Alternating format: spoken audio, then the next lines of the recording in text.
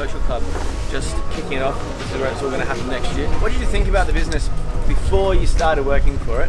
What did you think it was going to be like? So I actually had absolutely no idea what it was. Came out here by myself, wanted a job, and there was one guy at Republic. I was sold the dream, not gonna lie. I was sold the absolute dream. I was sold that I can sell a few tickets here and there, nap when I want, go out most nights. Dan's real chill. Boy, did I get a fucking wake up call, mate. Jesus, nothing like that at all. Dan banging on my door, to him in the afternoon. Me handing in 7 tickets, MK weekend. Seven tickets. Classic. I could have dropped my book on the floor, and some guy could have said, "Yeah, I'll take 10." Could have probably sold my badge, leaving it on the floor. Reality is what you put in is what you get out of it. That is like 100% reality. It's at 21. What year? 2017? Yeah. Oh, you're right. Only Long time, innit? 5 years. 5 years of your life. Since I was 18, first job I've ever really had. Met many girls in those 5 years. Met a few girls, yeah. Drank a bit of booze. Yeah. Developed a bit of a habit. had a few beers. Have you ever met a few girls at once or anything? Or? No, not really. Not really. Slowly over the last 15 or 17 years, it's become there's a real culture among us, and like everyone in town knows that we're the hardest workers on the street. Everyone knows that we bring the biggest numbers, that our parties are the best, and that our guys are the hardest workers. We start about 10 o'clock every morning and don't finish until about 1. Every single fucking day, 153 days in a row, no days off. And that's it, that's the truth. And then we party hard as well. Dan, what was your first impression of me and James when you first seen us? So we'll start with James. James is Juice Master James. He came from making juices at Republic, and end of the summer ended up without a job, and we dragged him over for 2 weeks and brought him into the team. Didn't expect anything for the first 2 weeks, and then came back the next year and every year after, and it goes well now.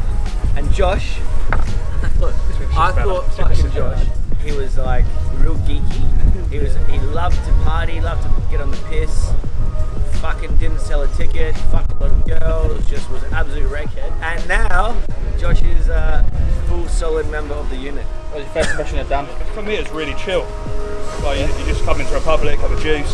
So I live day and night with his earphones in. When you live with people that don't speak English or what, they don't speak English, I was in your car my first year. I'm not sure why we're driving down the strip, but we're driving down. You were at KFC on your phone. Alright. Dan shouted at him in the street, "Fucking Burma, keep working, put your phone down, you geek," whatever. And then he got back in the car and was like, "I'm gonna fucking break him, I'm gonna make him. Like, he's gonna come home in a week or he's gonna start selling." I don't know what. I reckon. He used to say that to you. How often? I reckon Dan is literally fingering my face every other day saying "fuck you." I handed my book in a good once a week. So when I first arrived at the airport, obviously I had no expectations at all. Obviously the previous seller that I worked with at the time gave me bullet points and rough ideas, didn't really know what to expect. So I arrived at the airport and he's like, "Yep, I'll be there at this time." Obviously, first time going abroad by myself. Rocked out the airport with a suitcase. I was thinking, well, just gonna find some random Greek guy. I see some matte black Navara parked up, gangster music rocking out. And I'm thinking, this is not me. This is not me. That tan Dozzy guy comes out. I'm thinking, this is not for me. This is not for me at all. Rocked up to Chevy's, and he's like, get something to eat, get a snack. I was like, yes, sweet, will do. So I ordered a bowl of chips. Dan pulls up, and I'm like, "Hey mate, alright." And he's like, "What the fuck are you eating?" I'm like, "Just a few chips." He's like, "Where the fuck's the protein? The healthy fats?" He took the bowl of chips off me, and I was like, "Right, well, I reckon I was like, yeah, Mum, I don't think this is for me." No, yes, it was a time in the meeting when you were Dan €2, but senior first year, you only had €20 in it. He's like, "Dan, to make it easier, I'll just owe you €2 tomorrow." Dan goes, no, give me that, I'll owe you €18. There's things like that happen to everybody when they're in their first season, like first month. That happens every single time. Most of our people that have joined our crew have joined after coming to an event. Generally they come to a party, then they ring us in October or November and they say, "Liked what you guys are doing, we want to come and join the crew." You'll probably never meet more competitive people out of the 10 of us. It could be anything. We're throwing a ball today in the sea, who can throw the hardest at each other. We're playing ping pong, Josh said he started crying. 10 or 12 totally different personalities. And also though, we could be so competitive, but if someone needed help, or if I was like, "Oh, I'm having a bit of a bad day," straight away we are brothers. Like, as much as we want to win and beat each other, we're all together. We are the biggest team. And that's how you know you got a good crew. Like you fucking say, James, you're a cunt. Fucking meet me here now. We got to sort it out. Bang, sort it out. Move on. There's no junkies. There's no alcoholics. There's no drug dealers. There's no losers, man. Everyone's polite. Everyone's nice to girls when they meet them. Everyone's fucking respectful. And anyone who doesn't respect the local people here, or doesn't respect our 20 years of business, or doesn't respect that we're doing the biggest things in town, can fuck off, mate. We don't even want you. Definitely, now our culture's so thick and heavy, everyone knows it, so we don't really need to harp on about it. But the first 10 years, I was kicking doors down at 2 p.m. if the guys were sleeping, and fucking getting in cunts' faces, and that's all kind of finished now. From Monday, you're working your way up to sell the ultimate, or you sell it continuously, do the ultimate, back on it again, sell the It's white all pie. up to like Sunday, and it's all Sunday's the peak. Yeah, it's Sunday, all working towards you're at that peak there. You've sold your last tickets, your hand in. It's a mad stressful day. If Dan's angry, you know it's gonna be a good party. If Dan's shouting at you, it's gonna be a good party. Yeah. Just chill. You should be worried. The party's over. You have that team meal, and that's just that good few couple of hours. We just relax. On a normal given day, we probably speak to between us 1,000 people a day. Yeah, it is probably the hardest sales, I would say as well. No uniform, no badge describing who you are, and you got to get money off people that's out of pure trust. It's In the middle of the street, competing with other people as well. honestly, if you come to Zante, you're going to meet one of these guys on the street because they're going to try to give you a ticket to a party. But not only that, you guys are getting unbelievable free service here by 10 or 12 guys on the street. When you buy a ticket or when you meet them, you get their phone number. You can literally text them at any time of the day or night and say, hey, what's the real price of a taxi from here to here? Or what's the best restaurant to go to? Or where's the best club to go to on a Thursday night?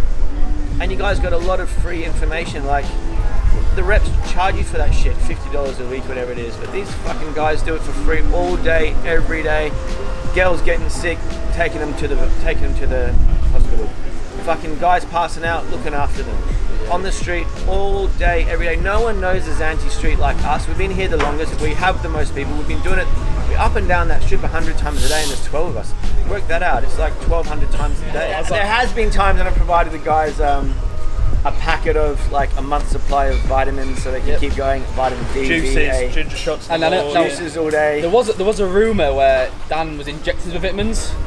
That's 100% true. He does inject in. He says, "Yeah, just drop your pants." I was like, "Dan, I know we're mates, but I remember when like somehow someone got caught wind of that on the strip, and it kind of went around the workers, and they're like, "Dad's injected steroids for like it's like vitamin C or something." Like, don't worry about it. Like, We're definitely not in the worker community. We're definitely our own little pack. We're still friends with most of the workers, and we like them all, but we're not really getting drunk 7 nights a week, and try to make the most of the days and the nights. We've had all the biggest DJs in the world sit in Panos and eat fucking lamb chops with us. mate, giving us the Comfort. personal number saying, "Yep, so Peter's out tonight." BB, yeah. When you're in London or when you're in Liverpool, give us a call. Yeah. So I'll be Every tickets. DJ you can think of. But that's, I think, why they like us so much, because we are so down to earth. We don't go to the fanciest restaurant on the island. We go to a little Greek restaurant that we all go to at least once a day. So true. We're chill, like, you haven't got to try and be a big shot drinking champagne. We just drink. If you want a Corona, have a Corona. If not, have a Diet Coke. It's a real mixture, give you a kick up the arse and still be your best mates. Yeah. And especially a lot of the time, we don't tell Dan stuff. So like there's 10 of us, we will sort out between ourselves if there's a problem, if someone's hungover. We'll sort out and not, have to worry or annoy Dan, he's got a lot on his hands. So I will go to Josh and be like, mate, you fucked up here, sort this out. And we can do it within ourselves. Like we don't need the big boss Definitely to come a down. very much more family kind of than a team. First time you've been abroad by yourself, first time I've definitely been abroad by myself. I've never been on a lad's holiday or anything. It's quite a shock to the system, so even if you're homesick or anything like that, you're just with your brothers all the time. Like, The boys do have an inkling whether you're part of the party or boy or not, and so they put you through it because Definitely. they don't want you, like, you're dragging the team down, and then it is a bit of reputation. I mean, it'll definitely rip you a little bit more in your first couple of weeks to Yeah. see if you can handle it, and just little things like that. Definitely make or break in the first month, isn't it? people come and go all the time, but only the few ones stick it out, Now our culture's so thick and heavy, everyone knows it. Reality is what you put in is what you get out of it. 10 or 12 totally different personalities. You never meet more competitive people. Straight away we are brothers. Like, as much as we want to win and beat each other, we're all together. We are the biggest team.